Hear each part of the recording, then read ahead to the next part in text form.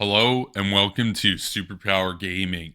I'm your host, Kevin Castley, and in this episode, we're going to be covering the Celdauri Trade Confederation of the Discordant Stars fan expansion of Twilight Imperium 4th Edition, upgraded by the Prophecy Kings expansion. So this is unofficial, of course. This is just a set of 34 factions, unofficial within Twilight Imperium. If you like Twilight Imperium, I like Twilight Imperium.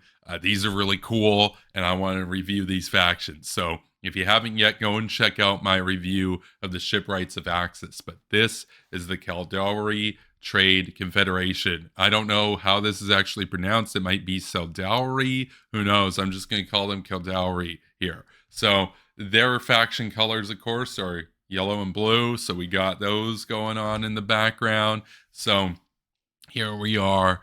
Let's take a look at these guys. These guys are kind of interesting. So for commodity faction, not bad.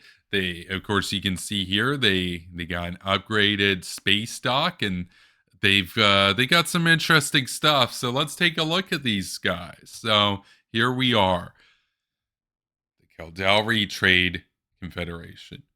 Their starting units: 2 carriers, 1 destroyer, 4 fighters, 3 infantry, 1 space dock, 1 PDS. So not quite 2 C4I, but I do like starting with a PDS. I really like PDS. PDS are probably my favorite unit in the game. If a faction starts with PDS, I already like them more than I would normally.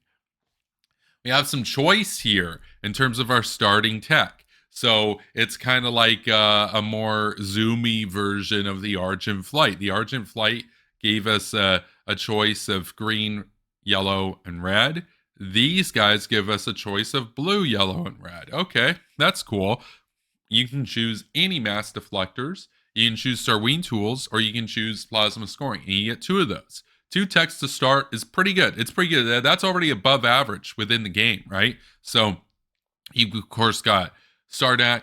They're starting with nothing. You got Jolnar. They start with 4. That's your range. 2 is already above average, right? These guys start with 2. Now, we can talk about what you would go with after, depending on strategy and everything. For me, I like yellow and red. I like PDS too. I like already starting with a PDS. That kind of blends well in there. Yellow and blue is a very good argument too, right? You're talking about going in the direction then of Dread 2. They don't start with Dreads, but you can get Dreads out. So let's continue on. So their starting planets are a 2-planet system, 2-planet homeworld of Luke and Aldane. Luke is a 2-1 and Aldane is a 1-3. So your total starting allocation is 3 resources and 4 influence. Hey, that's not bad. That's not bad. It's divvied up across 2 planets, but that's not bad. That is not bad at all. That's a pretty powerful home world in the grand scheme of things. Complexity is moderate, so similar to Shipwrights of Axis, and their faction colors, of course, yellow and blue. Their faction abilities: projection of power at the start of any space combat in a system that is adjacent to or contains 1 or more of your space docks. Choose up to 1 ship in that system to gain anti-fighter barrage 6 during that combat. So you can have a Dread. You can have a Dread too, spamming out anti-fighter barrage 6 as well, right? That's okay. That's interesting. That's a 50% chance you're going to hit on that. Now it's only 1 roll, but you could wipe out a fighter before the combat even starts with a Dread. That's not bad. That's not bad. That's interesting. Industrialist is their second faction ability. This is really cool. During setup, place 1 additional space dock in your reinforcements. So you have a total that you could produce of 4 space docks. Of course, we already saw they have a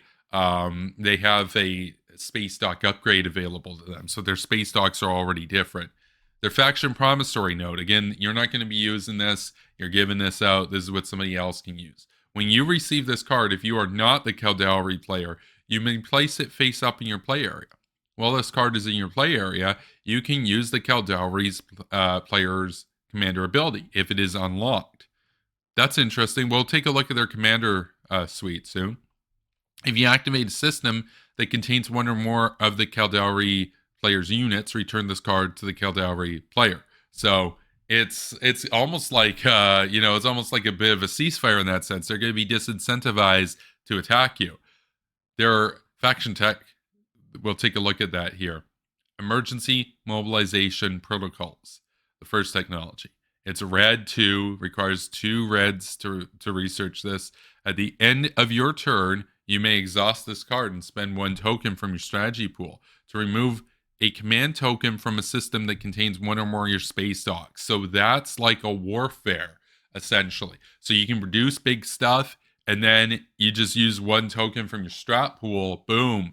You take that away, and you can move those guys out. That's pretty powerful. Now, command tokens are hard to come by, right?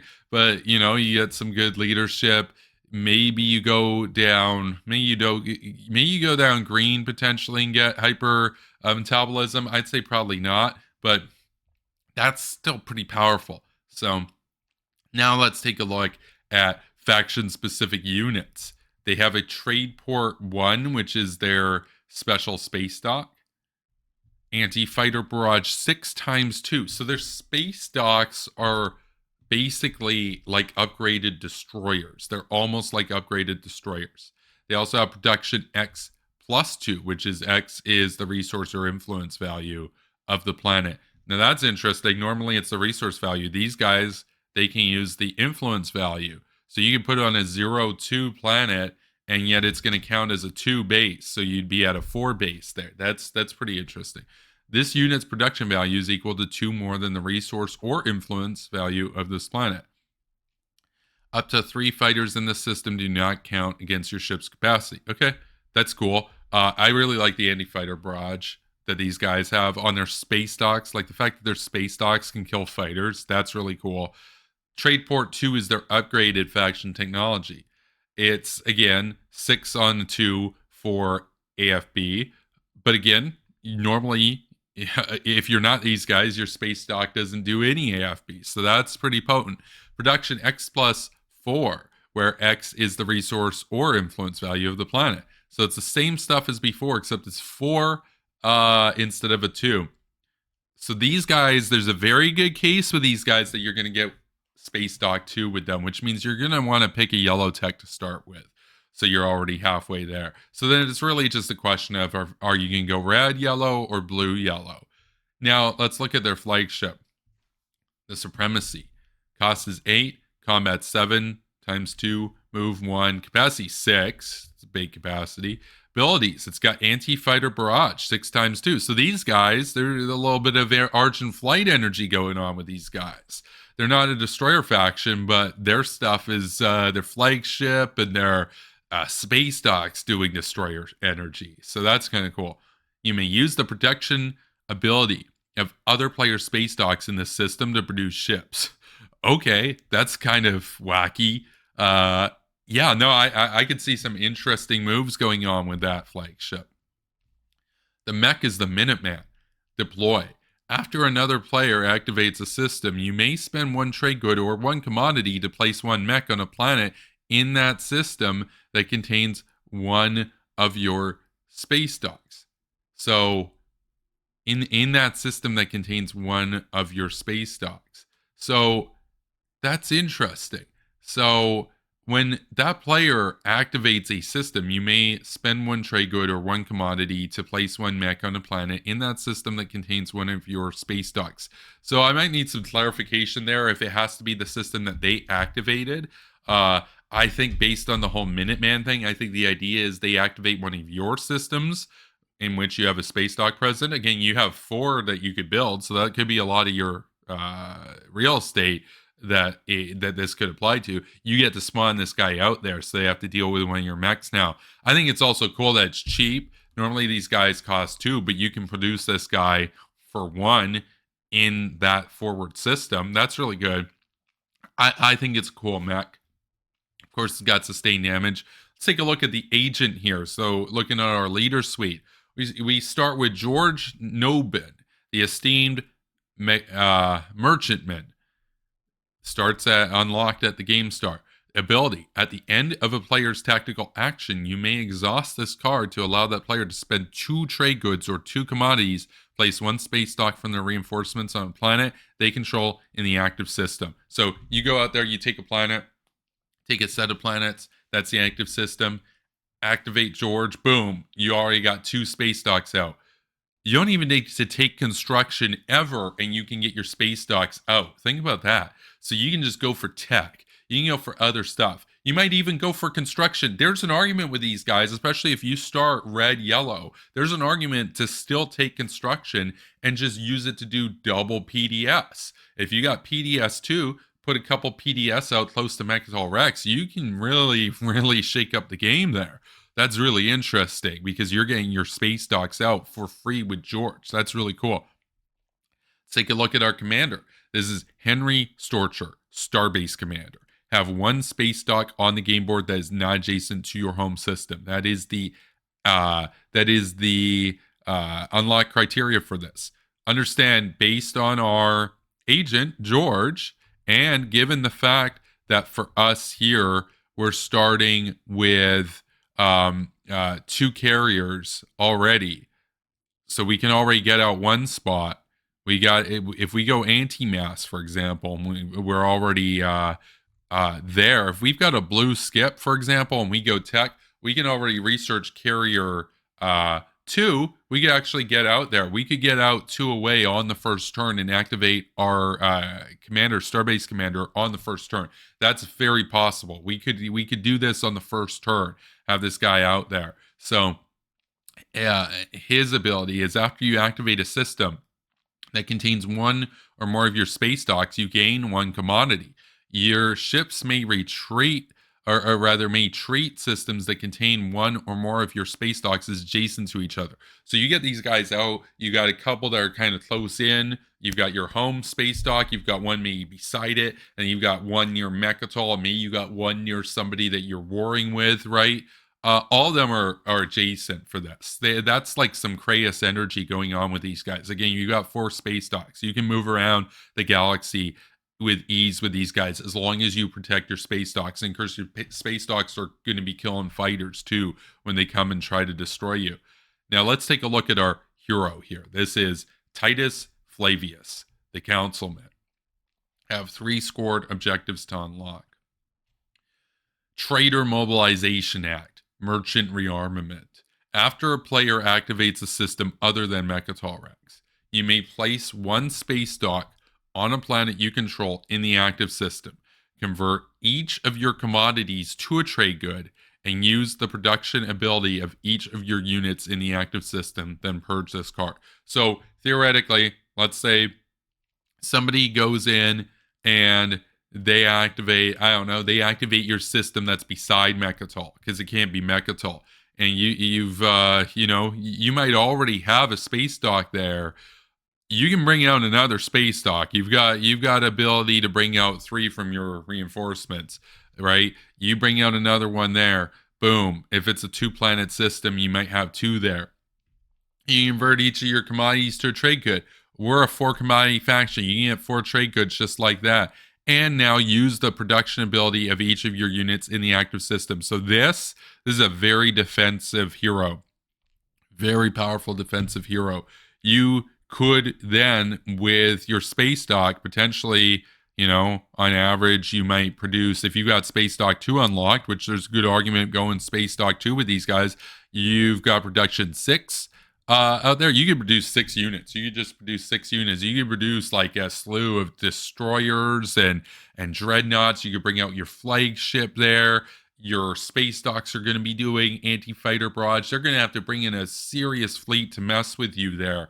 That is an interesting hero. I think it's a very defensive hero. I don't really see this doing that much for you in terms of like king slaying somebody else. But this, if you're winning and they're trying to take you down, this could come in clutch. I think it's interesting. Would I play as these guys? Would I play as the Celdauri Trade Confederation? I might. As I said, I like PDS2. I really like PDS2.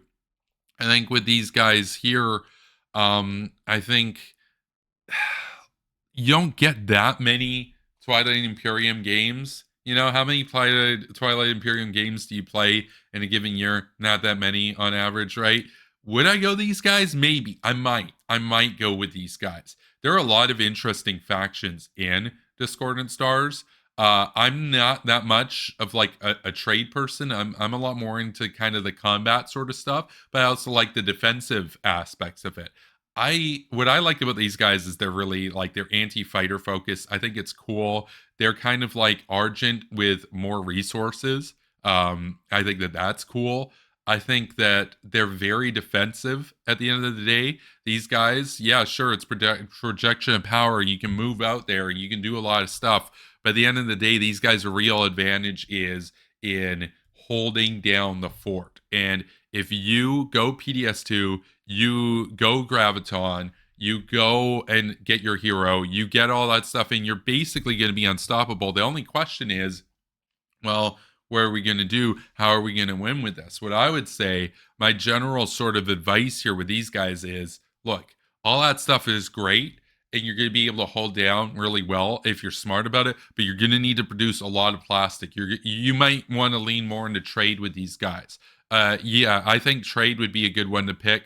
I think construction can be a good one to pick too, to just up your PDS game because you're getting your space docks out already. Why not just go in PDS, right?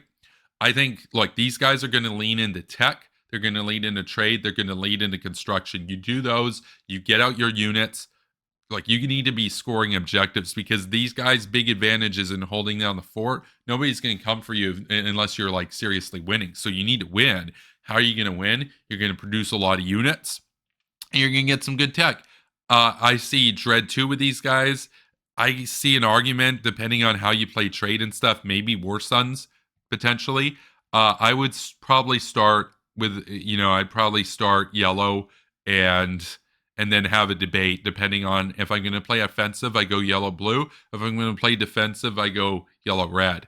But either way, with these guys, I think, yeah, there's a good argument. You want to go Space Dock 2 just to get out more units because at the end of the day, you want to win, you're going to need some plastic out there. These guys' advantage is that they can get a lot of plastic out. Having trade is probably the most powerful card that you could pick with them because it's going to give you the most resources that you can use to spend to build ships. And look, if you've played these guys or you're thinking about playing these guys, or if you would do something differently, let me know in the comments here. I'd be interested to hear it. Obviously, I haven't played with these guys yet, but I might consider trying them out for sure once I get the actual board game and everything components arrive. They're an interesting faction. I'll say that. So that's the Celdauri Trade Confederation. You're watching Superpower Gaming here. Be sure to check out my main channel, Superpower Broadcasting. I do news, politics, current events, and stuff over there. And check me out on Patreon. That's patreon.com/superpowerbroadcasting. Be sure to follow me on X at Kevin Castley. So with that, I'll see you in the next faction video. And take care and stay based.